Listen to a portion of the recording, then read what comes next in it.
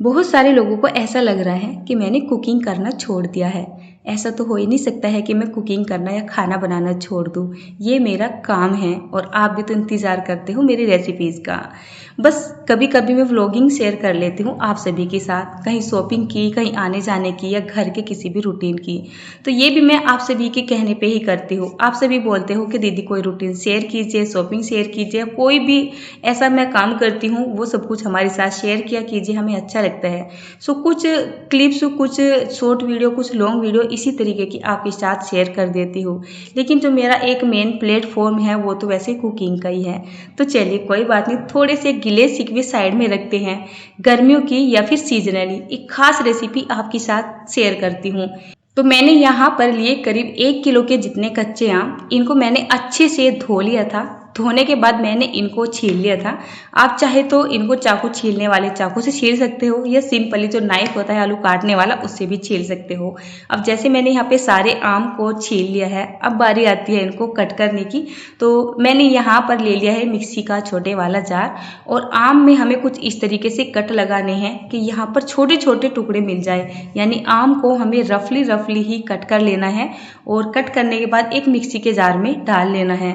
वैसे अगर आपके पास टाइम हो ना और आपके पास मिक्सी का इंतज़ाम ना हो तब आपको क्या करना है, इसके बहुत छोटे छोटे रफली टुकड़े बना लेने हैं। जितने हो सके आप बारीक बारीक करके इनको कट कर लीजिए। या फिर अगर गांव की साइड रहते हो तो जो इमाम जिस्ते होते हैं ना, जो बड़े बड़े इमाम जिस्ते होते हैं लोहे वाले, उसमें भी आप इसको थोड़ा सा दरदरा सा कर सकते हो। बट मिक्सी में चलाने से थोड़ा सा टाइम बच जाता है और थोड़ा सा क्या ना, मतलब काम जल्दी भी हो जाता है। तो मैंने तो मिक्सी में इसको बहुत ही हल्का सा मोटा मोटा सा पीस लिया है। इसके बाद गैस का फ्लेम कर दिया है ऑन। यहाँ पे रख दिया मैंने एक भारी सी तली वाली कढ़ाई या फिर पैन वगैरह। इस रेसिपी को बनाने के लिए आप थोड़ा सा भारी तली वाला ही बर्तन लीजिएगा। भले ही अपना कुकर ले ले, पतीली ले ले, भगोना ले ले, कढ़ाई ले ले, बस उसकी तली थोड़ी सी भारी होनी चाहिए। हमें यहाँ पर तेल वगैरह का इस्तेमाल बिल्कुल भी नहीं करना है। जैसे मैंने यहाँ पर ये सारे आम को डाल दिया है, गैस का फ्लेम मीडियम टू हाई के बीच में रखेंगे इस टाइम पे और इसको थोड़ा सा चला देंगे क्योंकि डालते के साथ ही ना ये नीचे लग जाता है। तो 1-2 मिनट के लिए आप इसको ऐसे ही चला दीजिए। इसके बाद इसमें 50 ग्राम के जितना पानी डाल दीजिए। बहुत ज़्यादा गाढ़ा है ना, एक तो नीचे भी लगेगा और क्या है ना, मतलब कि पकने में थोड़ी सी देरी भी लगेगी क्योंकि फ्लेम को एकदम धीमा रखना पड़ेगा। तो इसके लिए आप यहाँ पर थोड़ा सा पानी डाल दीजिए, इसको अच्छे से मिक्स कर दीजिए। इसमें डालिए अब 1 छोटा चम्मच के जितना हल्दी पाउडर, 1 से 2 चम्मच के जितना नमक, 1 छोटा चम्मच के जितना लाल मिर्च का पाउडर, 1 छोटा चम्मच के जितना गरम मसाला, 1 छोटा चम्मच के जितना मेथी दाना, 1 छोटा चम्मच के जितना जीरा, साथ ही साथ यहाँ पर आधा छोटा चम्मच के जितना कलौंजी। इसके बाद 1 छोटा चम्मच के जितना सौंफ। इसके बाद यहाँ पर डालिए 1 छोटा चम्मच के जितना पीली राई, 1 छोटा चम्मच के जितना काली राई और यहाँ पर आप डाल दीजिए करीब 3/4 चम्मच के जितना या 1 चम्मच तक काले वाली मिर्च। आप चाहे तो ये सारे मसाले हल्के से दरदरे करके भी डाल सकते हैं, बट मैं इनको साबुत डालना इसलिए ज़्यादा पसंद करती हूँ क्योंकि जो हमारी ये चटनी बनने जा रही है ना, तो इनमें मसालों का बहुत ज़्यादा टेस्ट नहीं आना चाहिए। इस चटनी का एक अपना ही टेस्ट होता है, तो मसाले डालने से जो इसका टेस्ट होता है ना वो डिवाइड सा हो जाता है। आप साबुत मसालों को इस्तेमाल कर लेते हो तो चटनी में खुशबू तो अच्छी आती है, साथ ही साथ इसका टेस्ट चेंज नहीं होता है और मसाले भी डल जाते हैं, साथ ही साथ खाने में बहुत टेस्टी लगती है। अब आप इसको जब तक चलाइए जब तक ये अच्छे से गर्म सी नहीं हो जाती है, या जब तक चलाइए जब तक ये छोड़ने के लायक नहीं हो जाती है। इस टाइम पे ये अच्छे से गर्म हो चुकी है। अब इसको कवर कर देते हैं और 1-2 मिनट के लिए पकने देते हैं। इसके बाद यहाँ पर उठा लेते हैं मीठा। तो मैं तो जब गांव से आई थी, अपना सामान भर के लाई थी घर से, ये गुड़ भी लेके आई थी। तो यहाँ पर हम गुड़ का इस्तेमाल करेंगे। आपके पास गुड़ नहीं होगा तो आप यहाँ पर बेझिझक चीनी का इस्तेमाल कर लीजिएगा।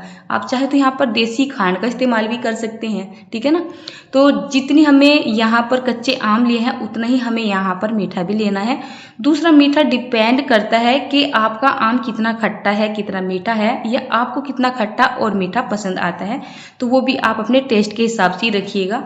थोड़ा मोटा मोटा मेजरमेंट तो यही होता है कि जितना आम है उतना ही आपको यहाँ पर मीठा ले लेना है। तो देखिए यहाँ पर जो हमारा ये आम है ना, कुछ हद तक या 50% गल सा चुका है, यानी कि पक चुका है। इसको अच्छे से मिक्स करेंगे और ये गुड़ यहाँ पर डाल देंगे। गुड़ डालने से इस चटनी का टेस्ट भी बढ़ता है, साथ ही साथ कलर बहुत प्यारा आता है। पता नहीं क्यों मुझे बहुत पसंद है। बाकी अगर मजबूरी है नहीं है तो आप फिर चीनी डाल ही लीजिए, उससे भी अच्छा लगता है। अब जैसे मैंने यहाँ पे गुड़ डाल दिया है, काफ़ी मोटे मोटे ये डले थे, तो इसको मेल्ट होने में टाइम लगेगा। इस चटनी को हमें जब तक ही पकाना है जब तक यहाँ पर ये गुड़ अच्छे से मेल्ट नहीं हो जाता है। करीब 4 से 5 मिनट का टाइम लग जाएगा। अगर आपने गुड़ को बहुत छोटे छोटे टुकड़ों में करके डाला है तब आपको यहाँ पर ज़्यादा टाइम नहीं लगेगा। बाकी आपने मेरी तरह ऐसे ही डाल दिया है तो आपको यहाँ पर इसे पकाने में 5, 6 या 7 मिनट का टाइम लग सकता है। टोटली तो इस चटनी को बनने में 10 मिनट का टाइम मुश्किल से ही लगता है अगर आप एकदम एक्यूरेट तरीके से बनाओ। तो देखिए यहाँ पर गुड़ अच्छे से मेल्ट हो चुका है और जो चटनी है ना, इसमें एक अजीब अलग ही शाइनिंग आ रही है। इसका टेक्सचर तो देखिए क्या मज़ेदार हो रहा है ना। ये देखिए, तो इससे ज़्यादा हम इसको नहीं पकाएंगे। अगर हमने इसको ओवर कुक कर दिया तो चटनी में एक चिपचिपाहट आ जाएगा। ठंडा होने के बाद ही एकदम हार्ड सी हो जाएगी और ज़्यादा ही थिक सी हो जाएगी, मतलब अच्छी नहीं लगेगी, चिपचिपी सी, मतलब टुकड़े पे भी नहीं रखी जाएगी और चम्मच से भी नहीं निकाली जाएगी। तो इसका टेक्सचर ना कुछ इस तरीके से हो जाना चाहिए। अब जैसे आपने चटनी को तो बना लिया है, बात आती है इसको स्टोर करने की। तो इसको स्टोर करने के लिए आप या तो कोई चीनी मिट्टी का बर्तन ले या कोई कांच का बर्तन ले या सिंपल अपना स्टील का बर्तन ले ले।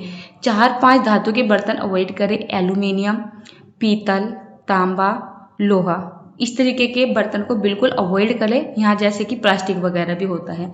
ये 2-3 धातु सही होती है किसी भी चीज़ को लंबे समय तक स्टोर करने के लिए। इनमें फ्रेश भी रहती है, महक नहीं होती है और चीज़ें खराब भी नहीं होती है। मेरे पास इस तरीके के चीनी मिट्टी के कुछ जार है जो कि एयर टाइट है एकदम से, इनमें हवा पास नहीं होती है। तो जब भी मुझे चीज़ें स्टोर करनी होती है तो मैं इस तरीके के डब्बों में इनको स्टोर कर लेती हूँ। वैसे तो ये मेरे घर में चलेगी नहीं, मैंने बनाया तो था कम से कम इसको हफ्ते भर के लिए, लेकिन मुझे नहीं लगता है कि 1-2 दिन भी चल जाए, नहीं चलेगी। बहुत ज़्यादा सुपर टेस्टी बनती है। इस चटनी को खाया जाता है या तो सिंपल रोटी के साथ या फिर अपने सिंपल पराठे के साथ। वैसे अगर आप गाँव के एरिया में रहते हो तो आपको पता ही होगा, जब भी आम का सीज़न आता है हमारी दादी, नानी, मम्मी ये चटनी बना के रख लेती थी। आम का अचार वगैरह कई तरीके से बनता है, उसको भी बनाती थी। और जो उसकी गुठली बच जाती थी ना, उस पे जो गूदा बच जाता था उसके गूदे को उतारती थी और इस तरीके की चटनी बनाती थी। सुबह के टाइम में चूल्हे पे लकड़ी लगा के या फिर उपले लगा के नमक की, पानी के हाथ की मोटी मोटी करारी करारी रोटियां सेका करती थी और सेक के उसके ऊपर घी लगा के या मक्खन लगा के और इस चटनी को रख के और थोड़ा सा ऐसे रगड़ दिया करती थी और हमें खाने के लिए दे दिया करती थी। क्या मस्त टाइम था, क्या मज़ा आता था खाने में, क्या स्वाद आता था। आज भी याद आती है ना तो मुंह में पानी आने लगता है। गैस पर सिकी हुई रोटियां खाते हैं, खाना खाते हैं, लेकिन वो स्वाद आता नहीं है जो मिट्टी के चूल्हे पे बनाई गई खाने में आता है। वो टेस्टी भी होता है, हेल्दी भी होता है। गैस के चूल्हे पे बनाया गया खाना ना टेस्टी होता है और ना ही हेल्दी होता है। अब आप बोलोगे बनाते क्यों हैं? मजबूरी है, करना पड़ता है, लेकिन असली स्वाद तो गांव के खाने में ही है, मिट्टी के चूल्हे पे। तो ये है मेरे आज शाम का खाना। बाकी इतना ज़्यादा मतलब सुपर टेस्टी बना था। मेरे घर में एक ही जना ऐसा है जो मेरा भांजा चटनी को नहीं खाता है, हम तो सब बहुत मस्ती से खाते हैं।